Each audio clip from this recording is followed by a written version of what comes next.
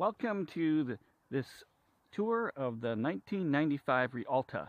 In this video, we're going to be going over all the features and how to use them. Let's start off our tour with a tour of the outside. So over here in the middle, you have your main door. You just pull that tab to open it up. The door also has a screen door which you can release by flipping this lever and sliding that door.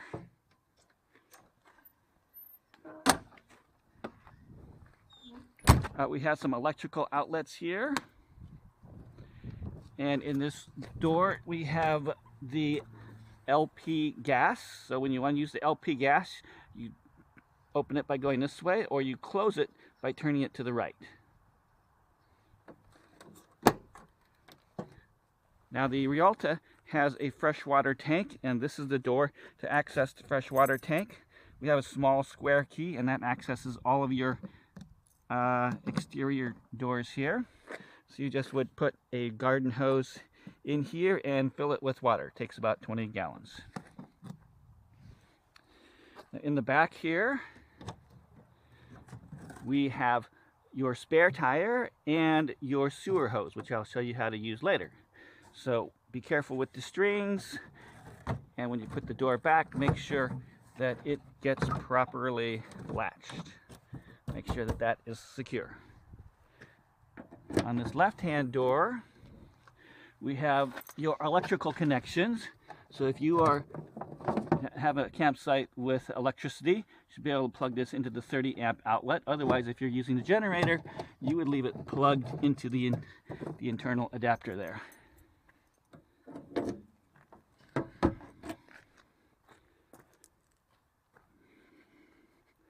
Now going to this side, if you're in a campground and they have water, you can run a garden hose into this outlet here, and then you will be able to use the pressurized water from the campground.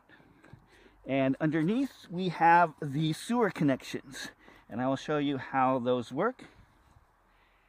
And finally, we have your gas lid here. So the way this works is you put the key in, you twist, and it comes out with the key.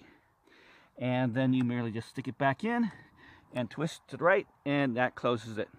One thing about the Rialta is that if you're going up a big mountain like Mount Rainier, make sure that you stop along the way and release any pressure that might build up inside the gas tank.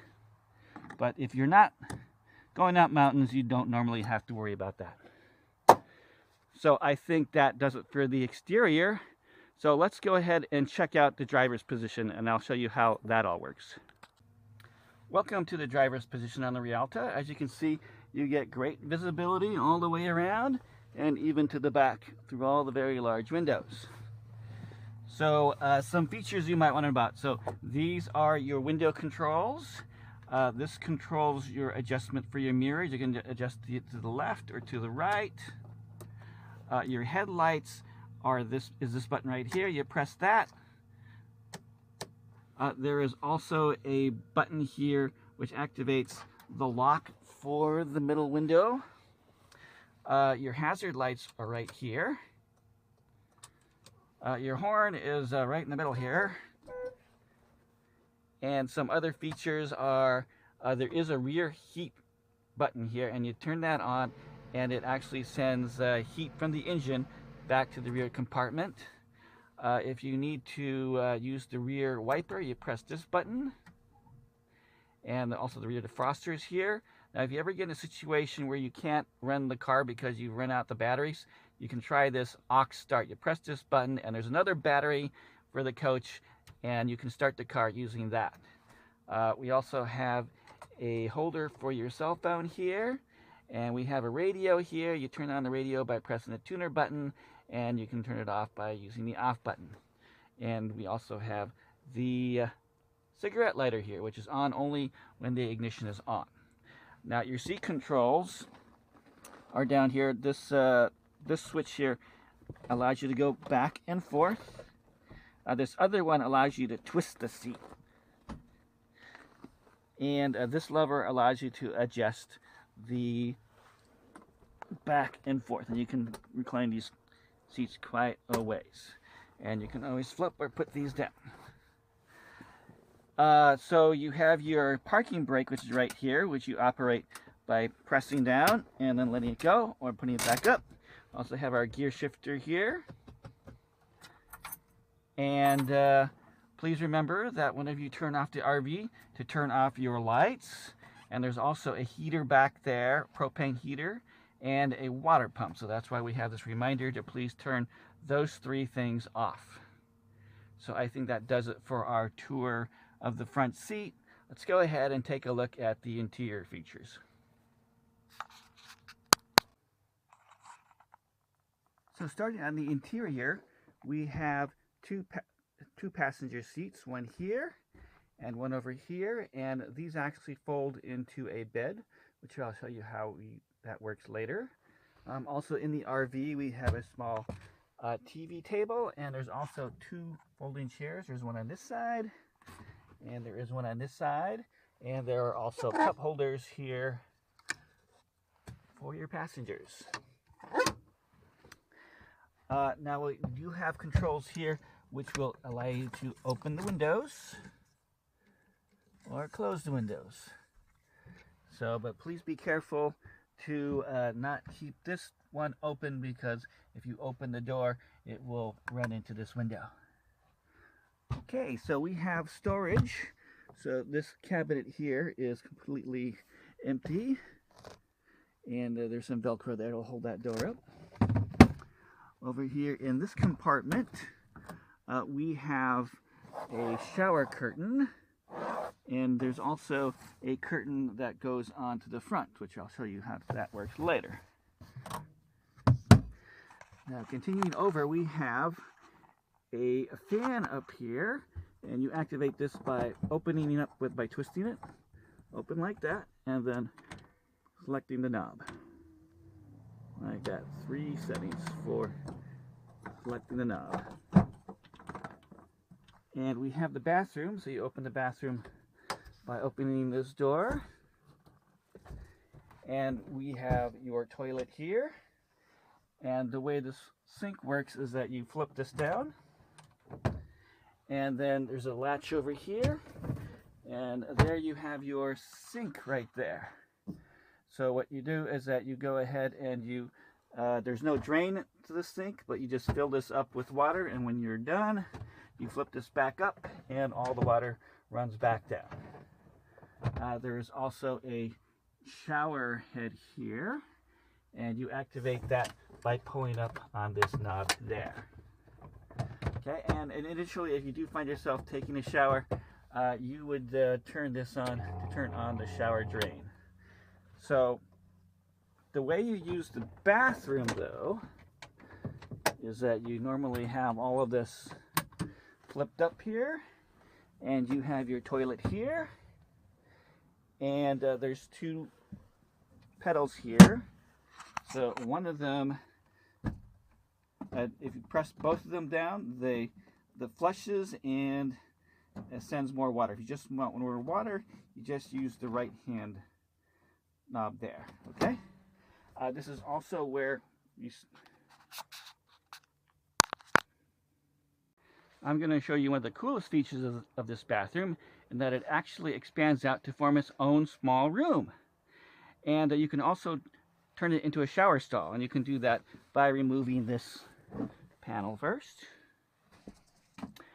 Then you can activate these knobs on the side, and this whole section pulls out. And then voila, you have your own private bathroom. And there is that shower curtain, which is attached to the grommets inside the door frame. So that's a very cool feature. And putting it back is twist the knobs and push it back in, and put this floor piece back in. There you go. Let's now take a look at the features of the kitchen. So we have the burners here. You can remove this cover and just set that aside. And this is gas activated, so we have a drawer here. We have a couple different things here. So this is your lighter, and what you do is that you can turn on the lighter and then turn on the knob here to light your burners. We also have a few things. We have a can opener, some basic utensils, knife, and a carrot peeler, and some aluminum foil and a spatula.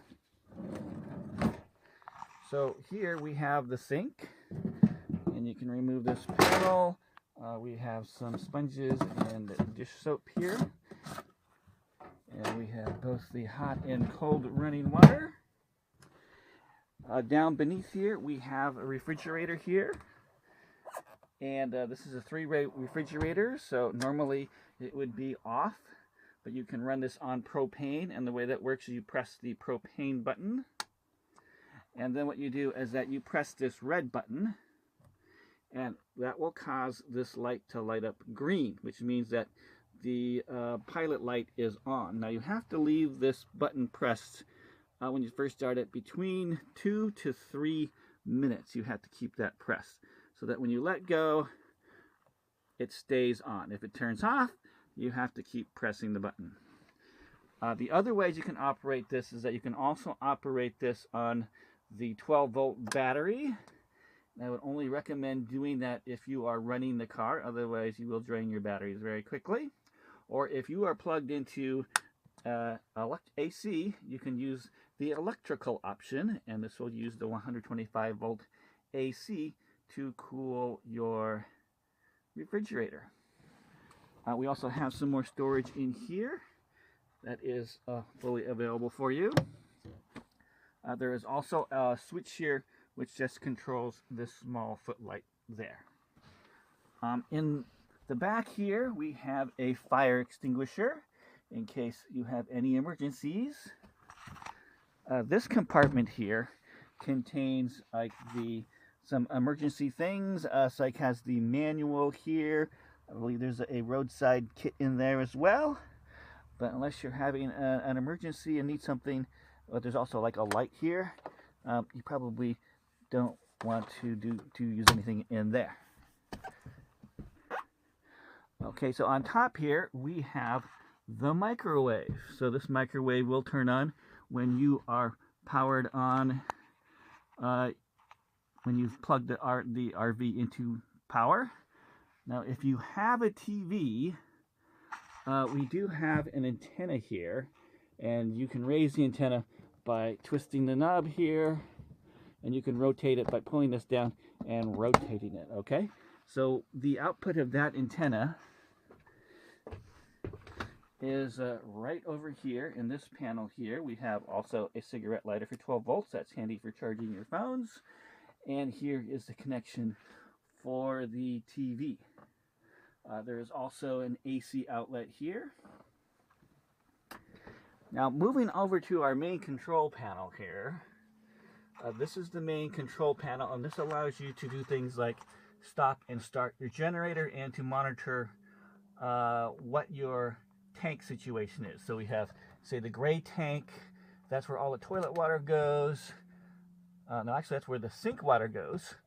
You have the black tank, which is where all your toilet water goes. You have your condition of your fresh tank and your battery condition and how much gas you have. So if you are not connected to the campground water, you need to turn on this water pump, and that will pressurize the water in the system so that you will have running water. But normally you probably want to keep that off. Now if you want to have electricity and you're not plugged in, you can use a generator, and that can be started and stopped from inside the RV. You just press the start button here for a few seconds until you can hear it start up. And you might have to press it twice like this. There we go. Second time's a charm for the generator there. And as soon as that fires up, you should be able to see the microwave turn on. And that can also power the air conditioning unit here. and you can turn that on and set the temperature. To stop the generator, you just press the other side of the switch that says stop, so you can hear it stop. Now we also have propane heat, and the way this works is to turn it on, you flip this switch to the right, and then you select what temperature you would like for heat. And after you do that, you should hear the furnace turn on, and it will start heating. The heat comes out of this outlet here. Now we do have a hot water heater, and if you are hooked into AC, then you can heat the water using electricity. But the other cool thing is that if you're just driving your car, that will also heat up the hot water. So if you're driving, by the time you're done, you will have hot water that you can draw from.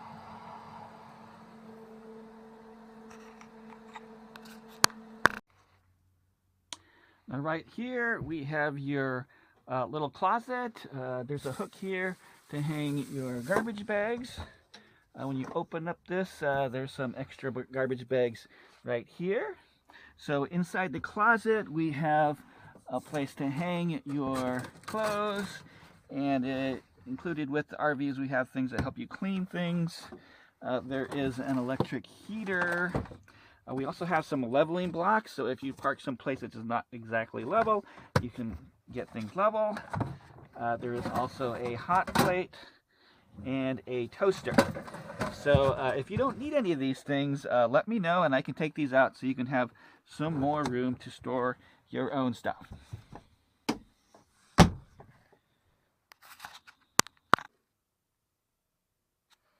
So back here we have a cabinet, and this contains all of your utensils. All of your utensils are contained in this box. We have pots and pans and plates and cups here. So all that I ask is that if you use this, to put it back exactly the way you found it. And we also have some disposable plates and some mugs and a measuring cup back there. This back shelf can be used for storing your bedding. I have sleeping bags and pillows, but if you don't need them, let me know and I can just take those out. And this cabinet here is completely empty. You can put anything you like in there. In the back we have a dining room table. There's also a small side table you can use by flipping this up, and you can flip it back down. There's a latch underneath here, you pull it and that comes back down. Now to use the dining table, you have to take it up from the ground and open up the leg here.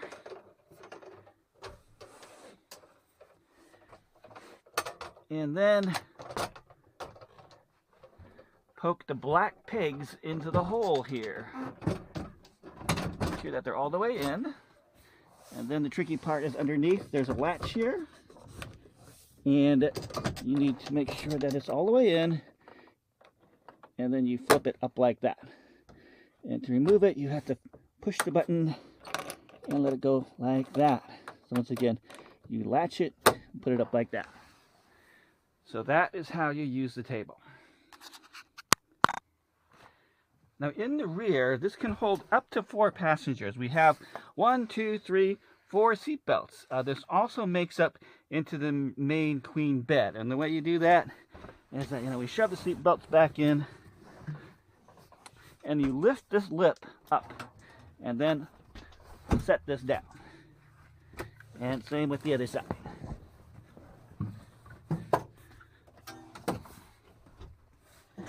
And there you go.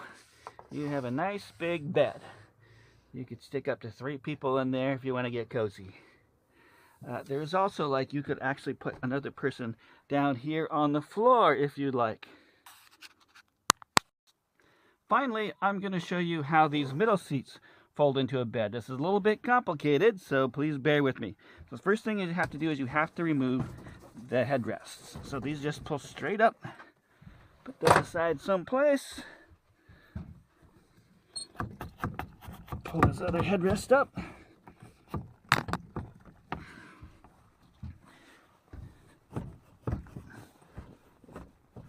Might be a little bit difficult getting this one out. If you have some difficulties like that, you might have to push the seat in a little bit more.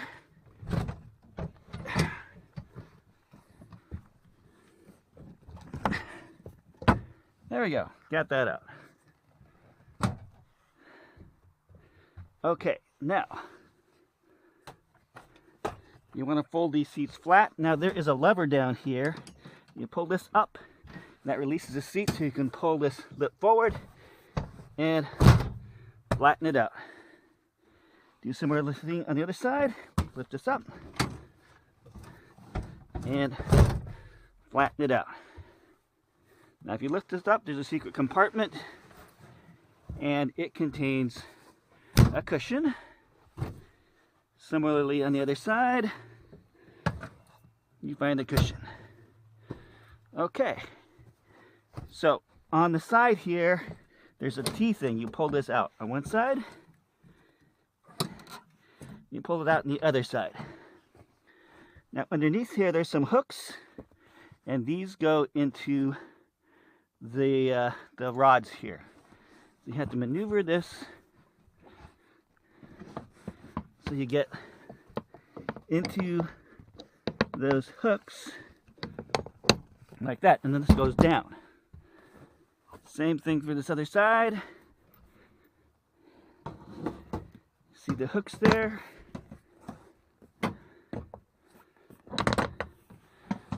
Put it down. And there you go, you have your bed. You could get at least 2 people on here, once again, if you wanted to get cozy. So lots of options for getting more people in here if you want. But that's how the bed goes together. Now the privacy curtain is stored here, and I'm going to show you how to use this. So what you do is that you flip down your visors here, and then you open this up. You'll see we have these snap clips in here, and those just go snap right into the matching clips, and then you just take this part, and there's some Velcro here at the end, and you just attach that and attach the other side, and that's how you set up your privacy curtain. Okay, so I think this is what you've all been waiting for, is how do you dump the sewage from the RV. Okay, so we're here at a standard RV dump site, and let's get started. So you're going to open up the back compartment and put on some gloves. Gloves are always a good idea. Uncoil your hose. And you want to stick it right down the drain. Make sure you do that first. If you miss that step, you're going to make a big mess. And then you want to twist this to the left to unhook it and hook your hose on. Okay, now you've got 2 valves. So the first one you want to pull says sewage. You want to pull that one to hear all the water flow down. And then you want to pull your wastewater, which is your gray water, which should hopefully be cleaner. And all your sink water will go down the drain. Okay, so when you hear that stop, then you want to go ahead and close these valves and unhook this like that. And very important, you need to make sure to put this cap back on. Stick it on, twist it right. And there's usually water here, and you can go ahead and put some water in the hose here to get it all cleaned out. Okay? Then, when you're all done with that, go ahead and pull your hose out. Shake it out. And reinsert it back into the spare tire. And that's all you need to do.